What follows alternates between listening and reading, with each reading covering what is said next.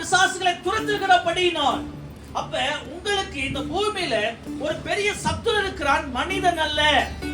நீங்க எல்லாருமே யாரை நினைச்சிருக்கீங்க தெரியுமா? மனுஷன் தான் எனக்கு சத்துரு. ஆண்டவர் சொல்றார், நீ மனுஷனை சத்துருக்களை சிநேகியுங்கள். மனிதர்கள் நமக்கு சத்துருக்களே கிடையாது. நமக்கு சத்துரு அந்த விழுந்து போன ஆவியாக பிசாசு. அல்லேலூயா. அதனால இயேசு சொல்றார், மாம்சத்தோடும் இரத்தத்தோடும் அல்ல.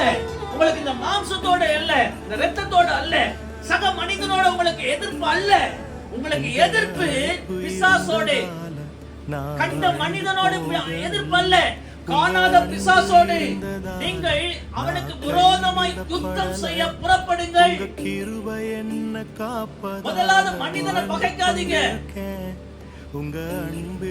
நீங்க கண்ட மனிதனை நேசிக்காவிட்டால் காணாத தேவனை நேசிப்பது எப்படி? மனுஷனை நேசிங்க. உங்களுக்கு விரோதமா எழும்பவர்களுக்காக ஜெபம் பண்ணுங்க.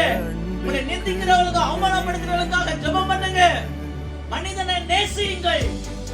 ஆண்டவர் சொன்ன, என்னுடைய சாயலின்படியும் என்னுடைய ரூபத்தின்படியும் நான் மனிதனை சிருஷ்டிப்பேன். ஆனா யார பகைங்க? கண்ணுக்கு தெரியாத சில ஆவிகள் இருக்கிறது, அத பகைங்க. நீங்க கண்ணுக்கு தெரியாத ஆவியோடு கை கோர்த்துட்டு நம்முடைய சாயல்படி நம் ரூபத்தின்படி படித்த மனிதனை பகைக்க ஆரம்பிச்சிருக்கிறீங்க. எத்தனை பேர் என்னை யாரோட யுத்தம் பண்ணுங்க? கண்ணுக்கு தெரியாத ஆவிகளோட யுத்தம் பண்ணுங்க. வானமண்டலத்தின் பொல்லாத ஆவிகளோட யுத்தம் பண்ணுங்க. அந்தகார லோகாதிபதிகளோட யுத்தம் பண்ணுங்க.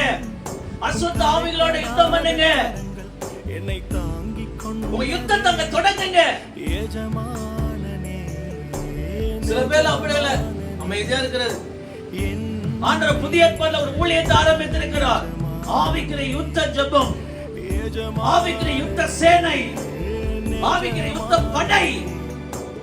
இந்த கடைசி நாட்கள் அந்த கதையில நம்ம மனசோட சண்டை பிடிக்க போறது இல்ல, ஆவிகளோட சண்டை பிடிக்க போறோம். எப்படி? நம்முடைய யுத்தம் மாம்சத்தோட இரத்தத்தோட அல்ல.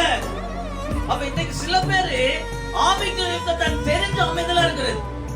சுவிசேஷம் சொல்லி கர்த்தர் ஜனங்களை சேர்க்கிறது இல்ல, கர்த்தர் சமூகத்துல காத்திருக்கிறது இல்ல, ஆனா ஆவிக்கிற யுத்தம் ஜெபம் பண்றது இல்ல. நான் அதான் சொல்றேன், உங்க தெருவுல டெய்லி நடங்க, உங்க சந்தைகள்ல டெய்லி நடங்க, உங்க வீட்டை சுற்றில ஒரு ஜெப நட நடங்க, உங்க கிராமத்தை சுற்றில ஒரு ஜெப நட காலையில எழும்பி ஒரு மணி நேரம் ஜெபம் பண்ணிட்டு உங்க சுத்தி நடங்க. உங்க ஆவிக்குரிய மண்டலத்தை சொல்லி ஜெபம் பண்ணி நடங்க.